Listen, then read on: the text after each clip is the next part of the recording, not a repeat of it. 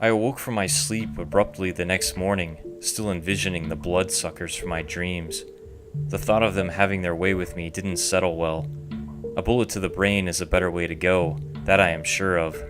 If it ever came down to it, I'd save my last bullet for myself.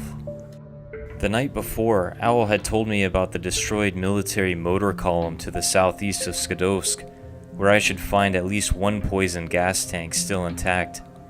The gas tank itself would allow me to poison the bloodsucker lair at the Krug antenna complex.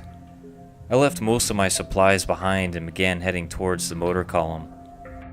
Beard mentioned in passing on my way out the door to be careful not to get too close to the waste processing station where mercenaries have made camp. He needed someone to infiltrate the camp and asked if I would talk to him about it when I returned to Skadovsk. I passed through the familiar buildings of the ranger station, where I had helped Sultan's bandits with a risky trade that had gone bad a few days before. The bridge where the military motor column was had anomalous fields scattered throughout, blocking a direct path through. After planning my approach, I began moving towards the motor column where the gas tank would be, being careful not to walk into any anomalous fields along the way.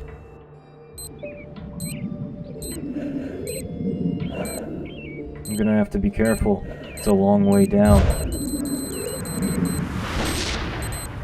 Shit, that was close.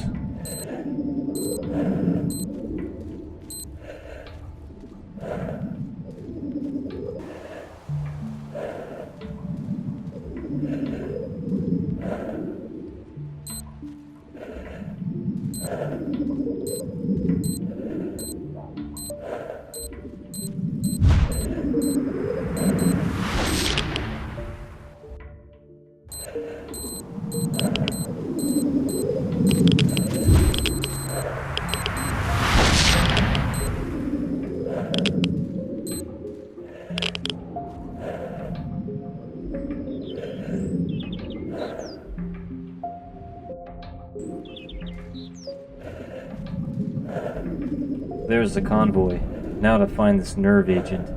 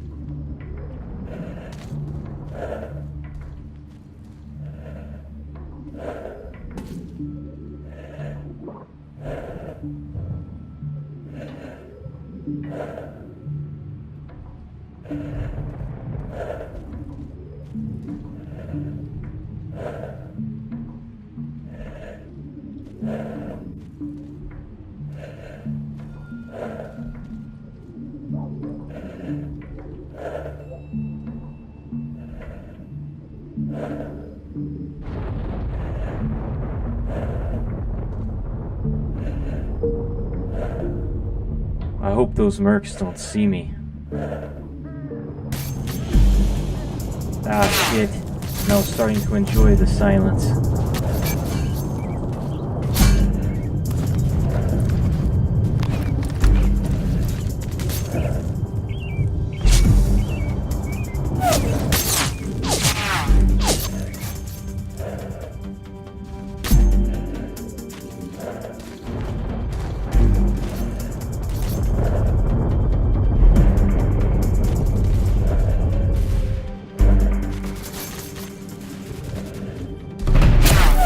Oh, that's a long way down. Oh, shit!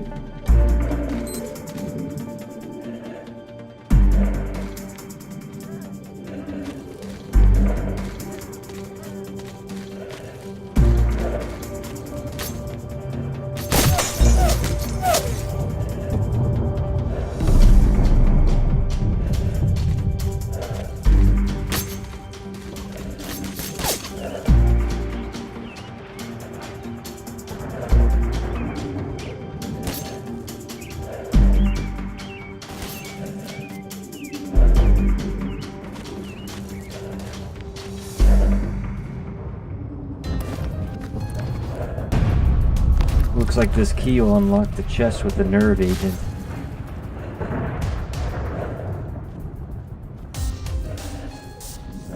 Now to deal with these mercenaries.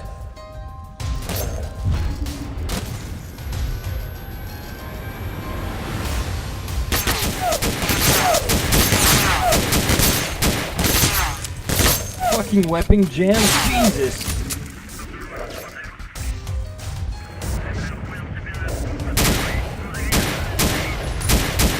Can't see shit with this mask on.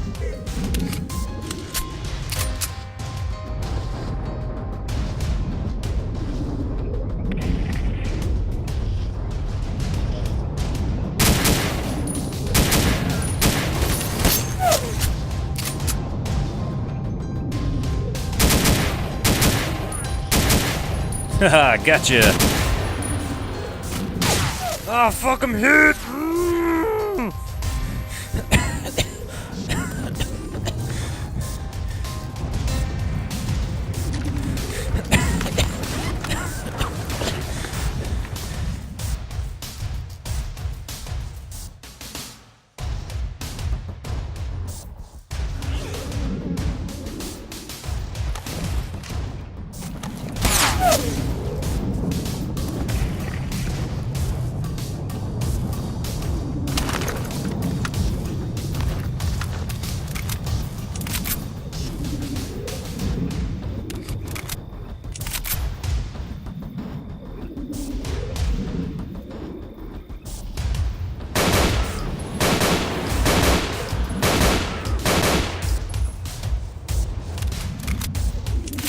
I've got to get out of here.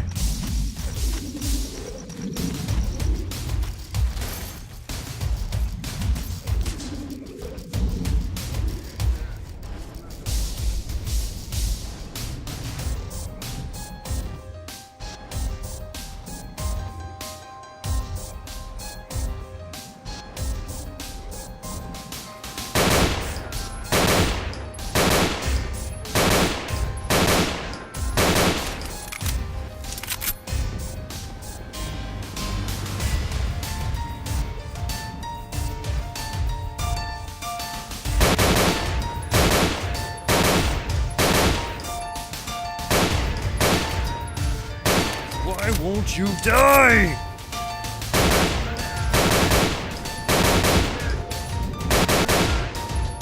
Jesus Christ, it's the fucking Terminator.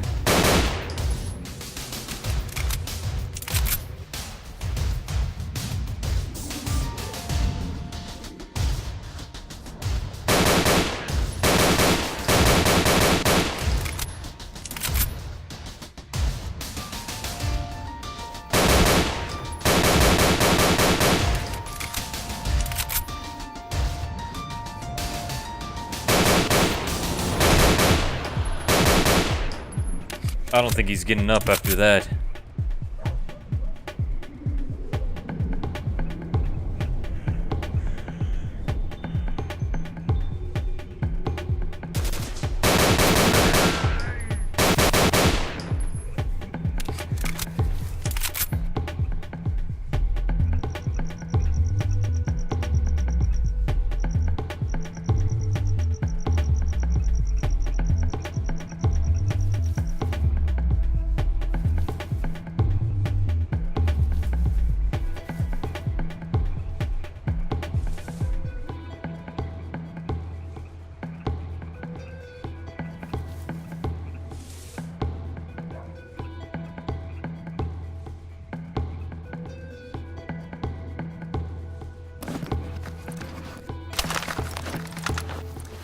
Here, kitty kitty.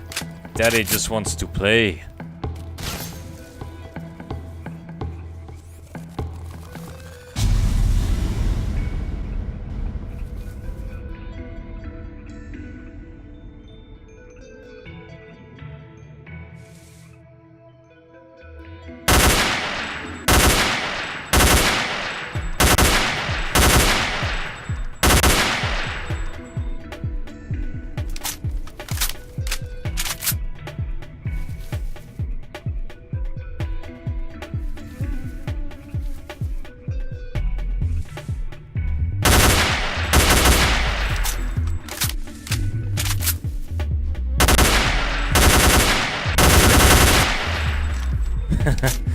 Terminator 2, Judgment Served. It's a better title.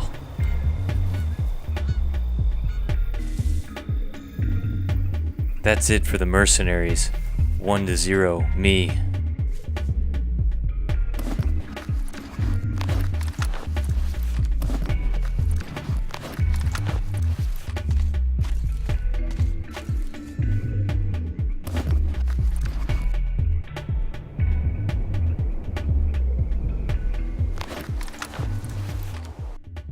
My chest felt like it was going to explode from all of the adrenaline. Beard warned me not to be spotted by the mercenaries, and that's when they came at me in droves. Being pinned down in the ravine behind the bridge pillar may have saved my life. Even though the mercenaries had a higher vantage point, the pillar was large enough to protect me from their bullets and grenades. I'd like to think that it forced them to move down the hill to the east where I could get some clear shots at them.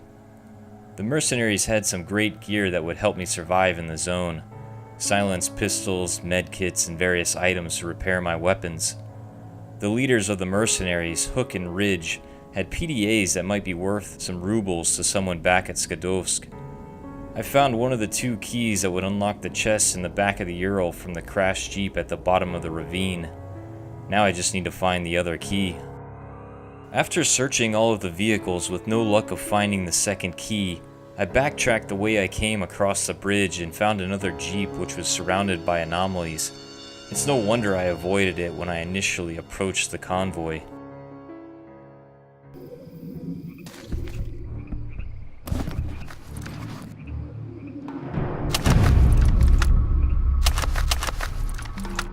Finally, the second key.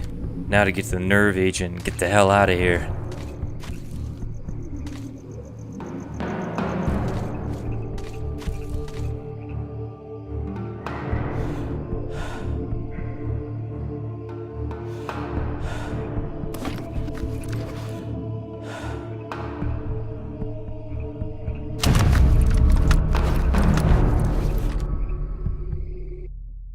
The second key allowed me to unlock the chest in the back of the Ural where the nerve agent lived.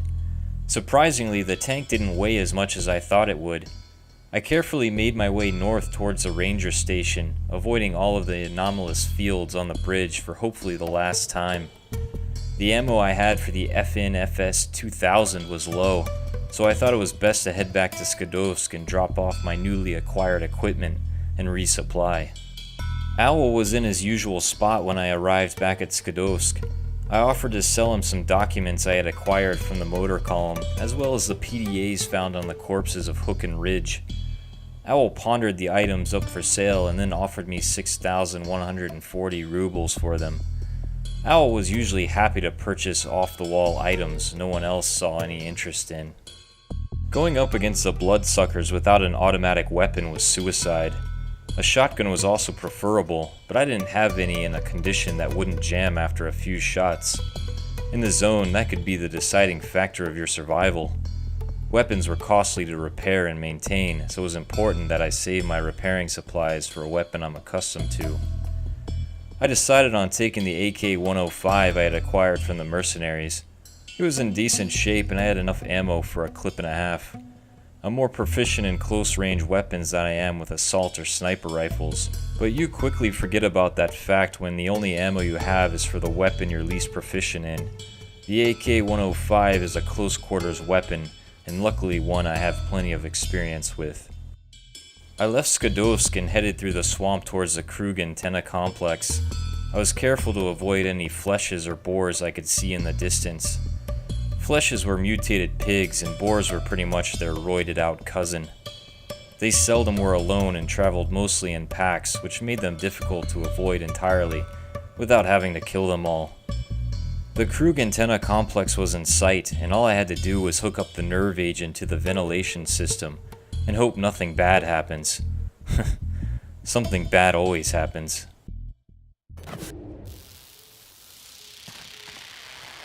On a dark and stormy night, there was a stalker and a nerve agent, with bloodsuckers all around.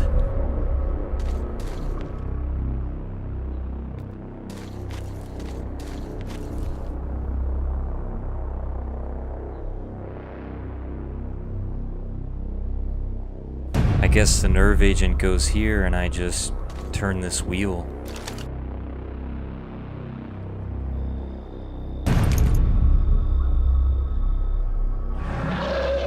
Oh no, they're coming.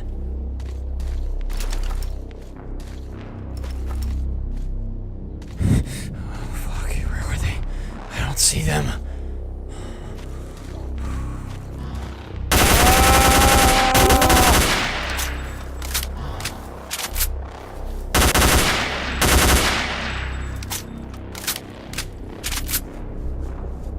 Oh, Jesus! No!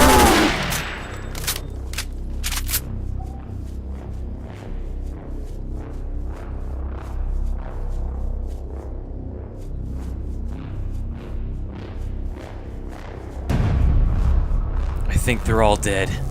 Finally.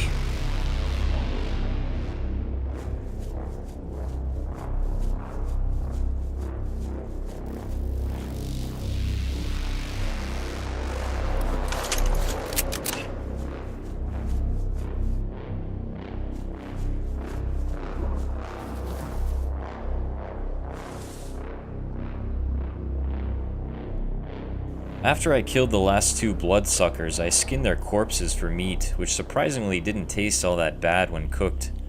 Radiationless food is a rare commodity in the zone. You learn to love anything that keeps your stomach from growling. Back at Skadovsk, I went and talked with Beard.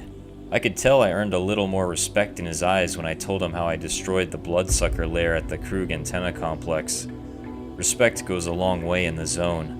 If you can't be trusted, no one will want to work with you.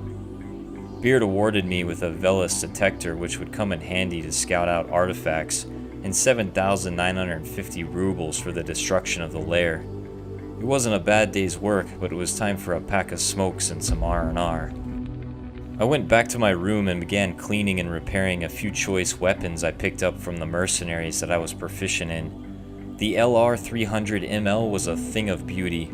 This customized weapon was meant for close quarters, but also effective at medium range. It was equipped with a grenade launcher, Suzat scope, and silencer.